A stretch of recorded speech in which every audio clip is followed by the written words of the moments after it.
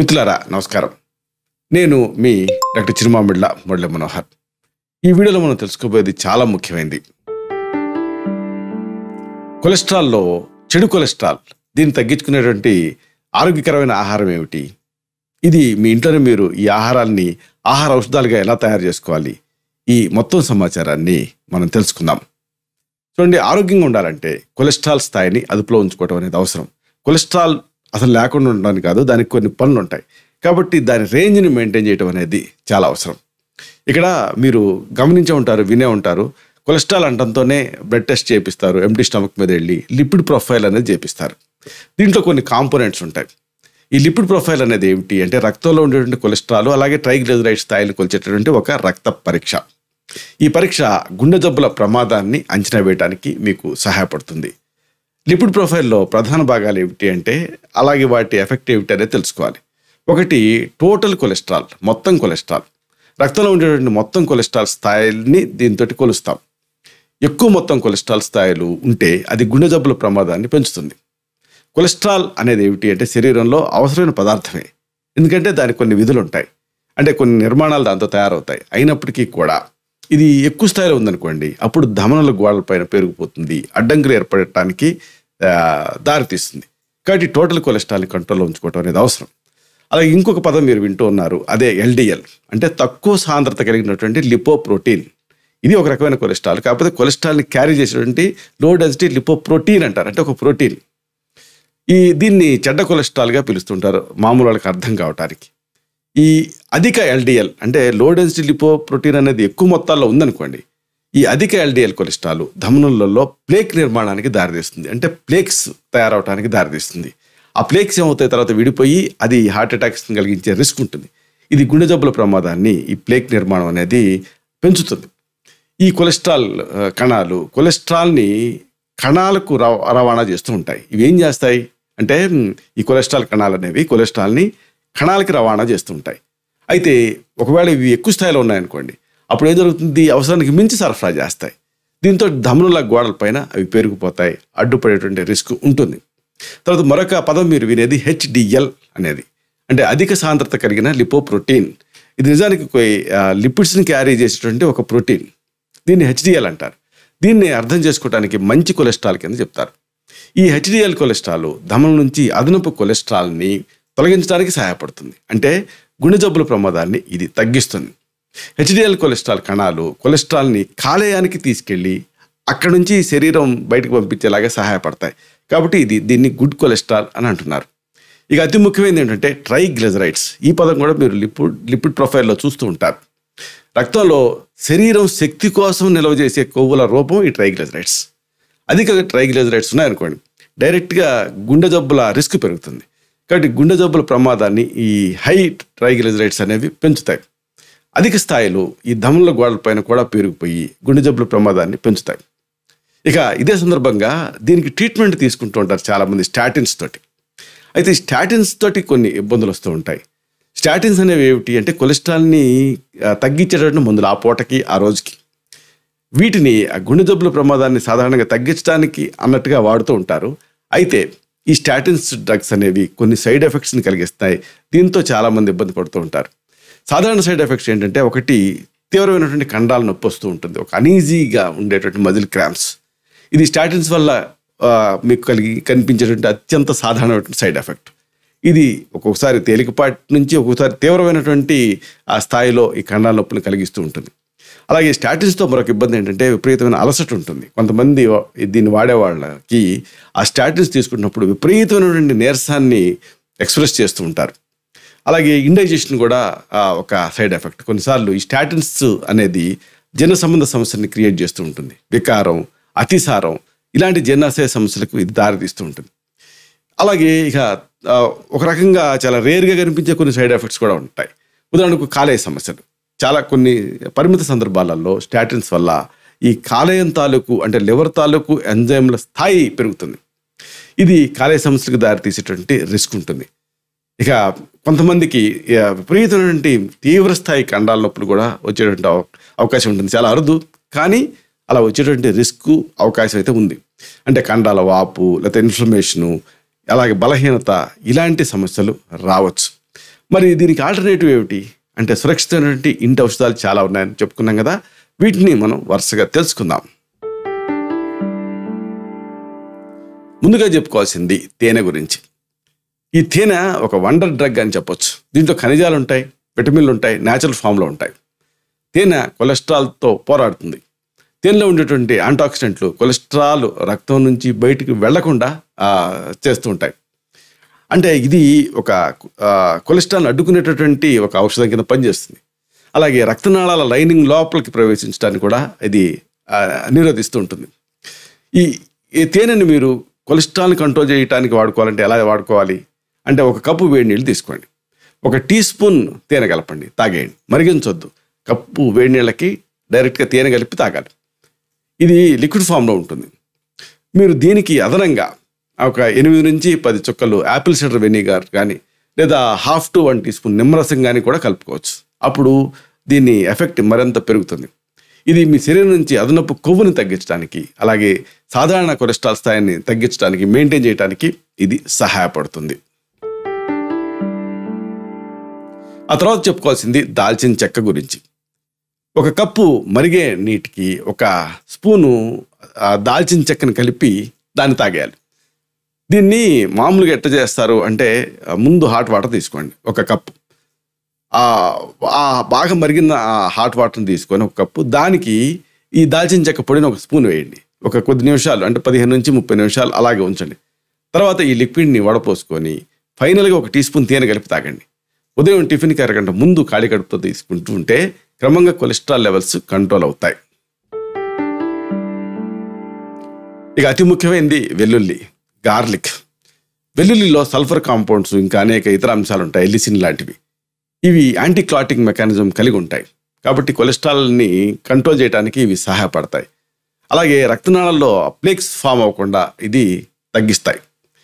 ప్రధానంగా గుండెపోటుకు కారణమయ్యేటటువంటి ఆ థ్రాంబస్ని, గడ్డల్ని కూడా ఇది కరిగిస్తుంది వెల్లుల్లి అనేది. అయితే దీన్ని ఎలా వాడుకోవాలి? ఫ్రెష్గా వెల్లుల్లి తీసుకొని నూరండి, లేదా ఆ తొక్క తీయండి, పైన పల్చటి పొర ఉంటుంది కదా, దాన్ని తీయండి. ఇలాంటి ఈ రా గార్లిక్ని మామూలుగా మీరు వాడుకుంటారే డ్రెస్సింగ్స్, సలాడ్స్కి డ్రెస్సింగ్ కోసం వాడుకోవచ్చు, లేకపోతే పప్పుకి వాడచ్చు, లేకపోతే రసానికి కలపచ్చు, పిజ్జా, సూప్లు, మోడర్న్గా మీరు ఏం తిన్నా వాటికి కూడా కలపచ్చు. అందుకే ఒకసారి ఇలాంటి గార్లిక్ బ్రెడ్ ఇలాంటివి కూడా ఈ మధ్య కొన్ని రెస్టారెంట్స్లో సర్వ్ చేస్తున్నారు. ప్రత్యామ్నాయంగా రోజుకి 2 లేదా 4 వెల్లుల్లి గర్భాలు రోజు కూడా వెచ్చని నీళ్ళతో కూడా మీరు తీసుకోవచ్చు. పంటి కింద పెట్టి నవిలి కొరికి మింగుతూ ఉండాలి. ఎలిసిన్ రిలీజ్ అవుతుంది, ఇది క్లాట్స్ని కరిగిస్తుంది. అలాగే లసున క్షీరపాకం గురించి ఆయుర్వేదంలో చెప్పారు. అంటే ఈ రసున క్షీరపాకం అని కూడా దీన్ని అంటారు. 6 లేదా 8 లవంగ గర్భాలను తీసుకొని మెత్తగా రుబ్బండి, పేస్ట్ అవుతుంది. మీరు పాలని లోపు సిద్ధం చేసుకోండి. అంటే ఒక 50 ml పాలు తీసుకొని 200 ml వాటర్ కలిపి స్టవ్ మీద పెట్టి మరిగిస్తూ ఇప్పుడు నూరుకున్నారే వెల్లుల్లి ముద్ద దీన్ని వేయండి. ఇప్పుడు మొత్తం నీరు ఆవిరైపోవాలి, కేవలం 50 ml మాత్రమే మిగలాలి. అప్పుడు ఫిల్టర్ చేసి ఈ రెసిపీని వేడిగా తీసుకోవాలి, లసున క్షీరపాకం. అయితే దీనికి వాడేటువంటి పాలు వెన్న లేకుండా చూసుకోవాలి. దీంతో కూడా క్రమంగా ఈ కొలెస్ట్రాల్ కంట్రోల్లోకి వచ్చేస్తుంది. ఇక ఆ తర్వాత మనం చెప్పుకోవాల్సింది పసుపు గురించి. ఇది LDL కొలెస్ట్రాల్ తగ్గించడానికి సహాయపడుతుంది. దీనివల్ల ఇది ఆ దమంలో గోడలు ఉంటాయి కదా, వాటిపైన ప్లేక్స్ ఫామ్ అవుతూ ఉంటాయి కదా, వాటిని తగ్గించడానికి ఈ పసుపు సహాయపడుతుంది. ఇది రక్తంలో ఉండేటువంటి కొలెస్ట్రాల్ తగ్గించడానికి కూడా హెల్ప్ చేస్తుంది. దీన్ని మీరు మామూలుగా కూరలు వాటికి వాడుకోవచ్చు. కాకపోతే మనం మామూలుగా ఎంత అంటే ఒక చిటికెడ వేస్తూ ఉంటాం, అలా కాకుండా 1/2 టీ స్పూన్ నుంచి 1 టీ స్పూన్ వరకు వేయాలి. దీంతో ఆ కూరగాయలకి, ఆ కర్రీస్కి, వీటికన్నిటికీ యాడ్ చేస్తే దానివల్ల మీకు హెల్ప్ అవుతుంది. దీనికి ఆల్టర్నేటివ్గా ఒక 1/2 టీ స్పూన్ పసుపు, అలాగే 2 టేబుల్ స్పూన్ల ఉడికించినటువంటి వంకాయ, ఈ రెండింటినీ కూడా 2 స్పూన్ల నీటితోటి కలిపి మరిగించి, ఒక పెద్ద 2 టేబుల్ స్పూన్ల నీళ్ళతోటి కలిపి మరిగించి మెత్తగా గుజ్జుగా పేస్ట్ చేసుకొని దాన్ని ఆ బ్రెడ్ పైన కానీ గోధుమ రొట్టె పైన కానీ రాసుకొని భోజనం తర్వాత దీన్ని తింటూ ఉండాలి. దీంతో కూడా మంచి ఫలితం కనిపిస్తుంది. ఆ తర్వాత చెప్పుకోవాల్సింది మెంతుల గురించి. పొటాషియం, అలాగే iron, calcium, selenium, zinc, manganese ఇలాంటివి ఎన్నో దీంట్లో ఉంటాయి. అలాగే విటమిన్లు, ముఖ్యంగా A, B, అలాగే C తాలూకు అద్భుతమైనటువంటి అన్ని అంశాలు కూడా దీంట్లో ఉంటాయి. దీన్ని ఇలాగా ఈ మెంతుల్లో ఉంటాయి కాబట్టి మెంతుల్ని మీరు రెగ్యులర్గా వాడుకోవాలి. ఇంకొక అమేజింగ్ విషయం ఏంటంటే మెంతుల్లో ఉండేటటువంటి స్టెరాయిడల్ సపోనిన్స్, ఇవి ఆ కొవ్వుతోటి పోరాటానికి సహాయపడతాయి. అంటే ఆ కొలెస్ట్రాల్ అబ్జార్ప్షన్కి ఇవి హెల్ప్ చేస్తాయి. అంటే వాటిని సస్టైన్డ్గా రిలీజ్ అయ్యేలాగా చేస్తాయి. కొలెస్ట్రాల్ స్థాయిని తగ్గించడానికి రోజుకి ఒక 10 గ్రాముల మెంతుల్ని వీటిని రెగ్యులర్గా లోపలికి తీసుకుంటూ ఉండండి. ఇది గుండెపోటు ప్రమాదాన్ని కూడా తగ్గిస్తుంది. ఈ మెంతుల తలకు పొడిని రోజుకి 1 లేదా 2 సార్లు మీ ఆ కొలెస్ట్రాల్ స్థాయిని బట్టి, మీరు తినగలిగేటువంటి స్థాయిని బట్టి, అసోసియేటెడ్ కండిషన్స్ లైక్ డయాబెటీస్ ఇలాంటి వాటిని బట్టి 1 టీ స్పూన్ నుంచి 2 టీ స్పూన్ల వరకు వెచ్చటి నీళ్ళకి కలిపి తీసుకోవచ్చు. మెంతి ఆకులు కూడా మీరు వాడుకోవచ్చు, సలాడ్లో కలుపుకొని తినొచ్చు. మెంతి గింజలు కాస్త చేదుగా ఉంటాయి కాబట్టి వీటిని తీసుకోవాలంటే ఇబ్బంది ఉంటే దీనికి ఒక ఉపాయం ఏంటంటే మెంతుల్ని రాత్రిపూట నీటిలో నానబెట్టండి, ఉదయం తీసుకుంటూ ఉండండి. అప్పుడు అంతగా చేదుగా ఉండవు. ఇక ఆకులు చేదుగా ఉండవు. నిజానికి మంచి ఆహారపు రుచిని, సువాసన ఇస్తాయి మెంతి ఆకులు అనేవి. ఇక అతి ముఖ్యమైనది ధనియాలు. ఈ అనేక స్టడీస్లో ధనియాలు కూడా లిపోస్టాటిక్గా పనిచేస్తాయని తేలింది. అంటే ఈ కొత్తిమీర మొక్క అలాగే ధనియాలు, ఇవి రెండు కూడా కొలెస్ట్రాల్ని ఇంకా ట్రైగ్లిజరైడ్ స్థాయిని తగ్గిస్తాయని తేలింది. ముఖ్యంగా ధనియాలు హైపోగ్లైసిమిక్ యాక్టివిటీ కూడా దీనికి ఉంది కాబట్టి ఇది డయాబెటిక్స్కి కూడా యూస్ఫుల్గా ఉంటుంది. ధనియాలు అనేవి 1 కప్పు నీళ్లు తీసుకోండి, దీనికి 2 టీ స్పూన్ల ఈ ధనియాల పొడిని కలపండి.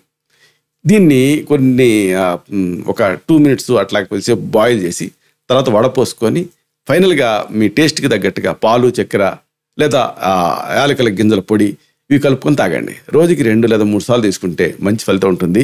ధనియాలతో కూడా ఈ కొలెస్ట్రాల్ స్థాయిలు తగ్గుతాయి. అలాగే అతి ముఖ్యమైనది ఉసిరి, ఆమ్లా, ఇండియన్ గూస్బెర్రీ. దీంట్లో ప్రత్యేకత ఏమిటంటే విటమిన్ సి అనేది ఎక్కువ మొత్తాల్లో ఉంటుంది. అలాగే ఖనిజాలతో కూడా ఇది నిండి ఉంటుంది. ఇది ఒక అద్భుతమైన యాంటాక్సిడెంట్ కింద పనిచేస్తుంది.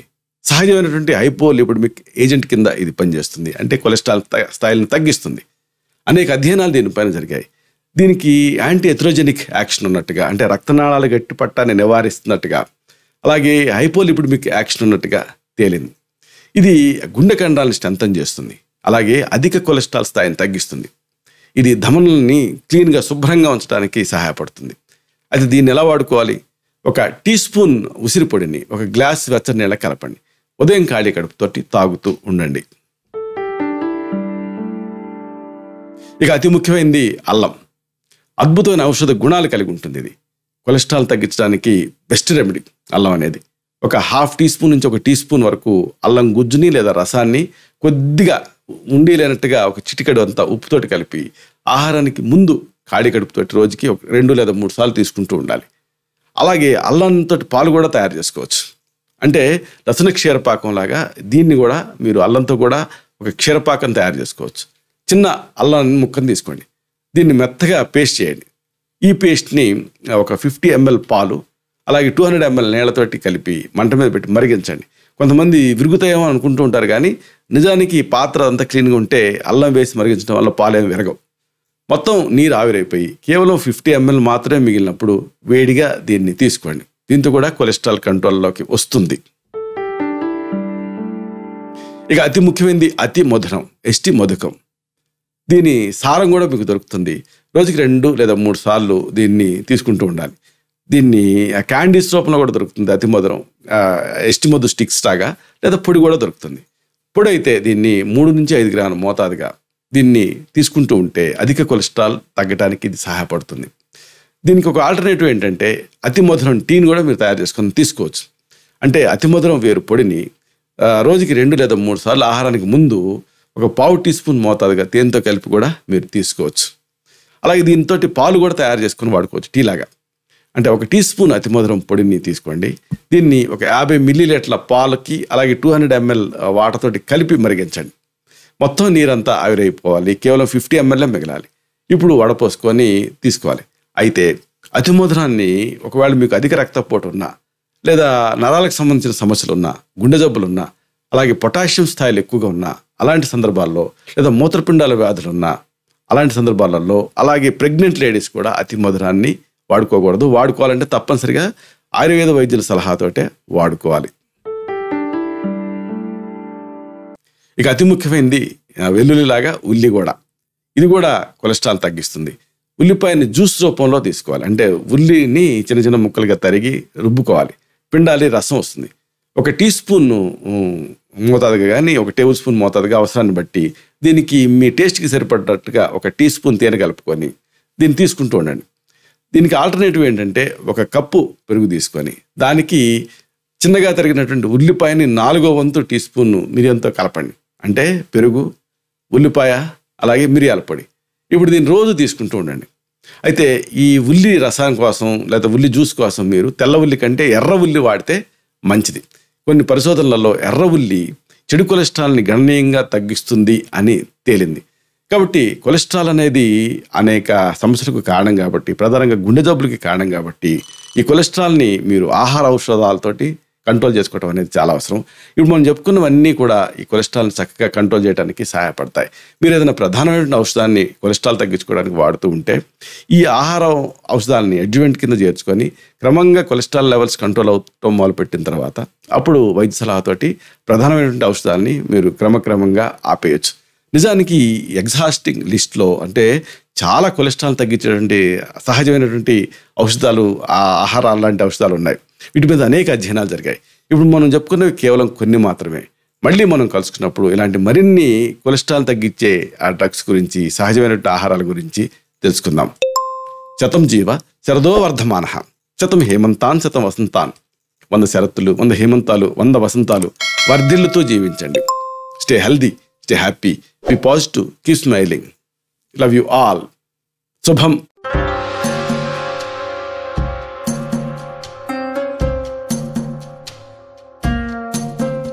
Doctor Chirumamilla Murali Manohar, MD, Ayurveda, Raksha Ayurvedalaya, plot number 13, Rammurthy Nagar, CBCID colony, Hyder Nagar, Hyderabad 5,85,000. Website address www.muralymanohar.com. Phone numbers 9246575510, 9177445454.